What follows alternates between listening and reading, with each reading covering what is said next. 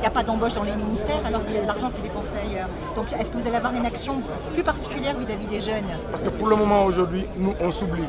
Parce que c'est une cause collective qui nous intéresse le plus. Parce que nous-mêmes qui vous parlons, nous sommes en majorité des artistes. La culture, elle souffre au Sénégal, mais nous nous sommes oubliés. C'est ce qu'on appelle le suicide individuel pour la résurrection collective. Ce n'est pas les problèmes de chacun qui nous intéressent. Il y a des diplômés qui n'ont pas de boulot, mais il y a des paysans qui souffrent dans leur village. Il y a des étudiants qui ne sont pas logés.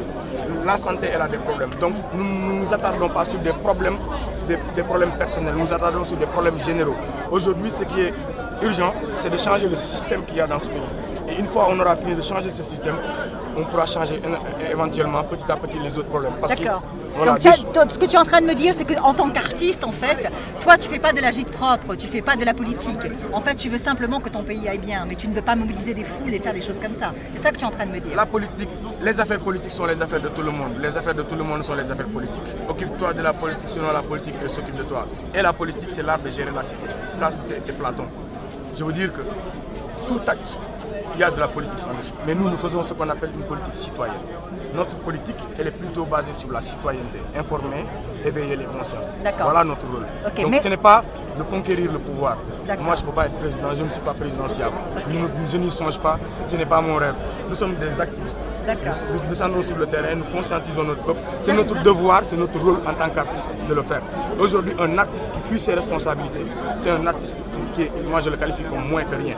Et je demande aux artistes de prendre leurs responsabilités, aux Malaman de venir se joindre à ce combat. Il faut arrêter la complaisance, il faut arrêter de chanter les louanges de quiconque. L'heure est grave, le Sénégal a besoin de tout le monde. Descendez sur le terrain avec nous, faites la sensibilisation, informez les gens. Il faut que les gens sachent que la citoyenneté elle est importante. Aujourd'hui, la satisfaction de Y'en a marre, c'est d'arriver à ce que les Sénégalais comprennent c'est quoi une république, c'est quoi un patrie. De faire des populations un peuple. Aujourd'hui, nous avons trouvé un sens à notre devise. C'est la première fois que nous avons été un peuple, un but et une foi. Voilà. Je te remercie beaucoup et je te souhaite bonne chance. Merci à vous. Une question avant de partir. Pourquoi vous avez décidé de ne pas porter plainte? Parce que quand même si on porte plainte, ce serait vraiment trop petit de notre part. Parce que quand on a engagé ce combat, on savait qu'il allait y avoir des coups. Et vraiment, on s'attendait à pire. Mais des coups qui ne nous mettent pas sur les lits d'hôpitaux, nous ne sommes pas dans le coma, nous n'avons rien. Et puis par respect pour la police quand même, elle faisait son travail. Il faut le dire, il faut le reconnaître. Nous n'allons pas porter plainte parce que nous avons reçu des coups pour faire notre devoir, en faisant notre devoir. Vraiment, c'était le combat du peuple, il n'y a pas de plainte à avoir. Nous sommes tous satisfaits.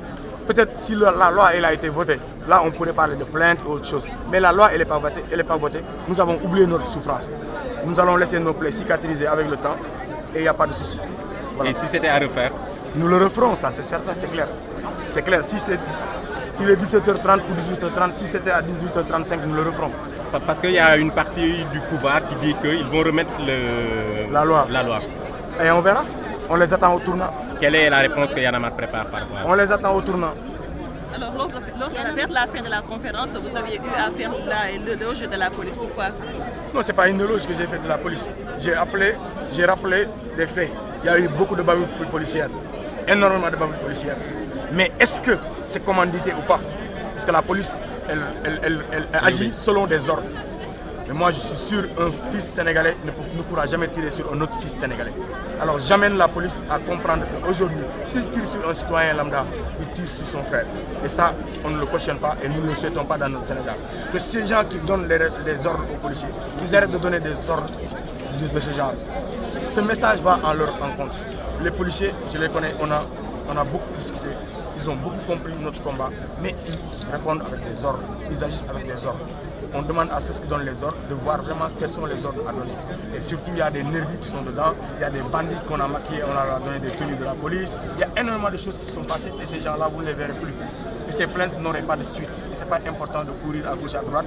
Nous devions de notre objectif, nous devions de notre combat. Et le combat principal aujourd'hui, c'est quoi? C'est que les jeunes haïtiens qui sont sur les listes électorales et que Wade ne soit pas candidat pour les élections à venir. C'est le plus important pour nous que de porter plainte ou de parler de notre ego ou de dire oui, j'ai des blessures.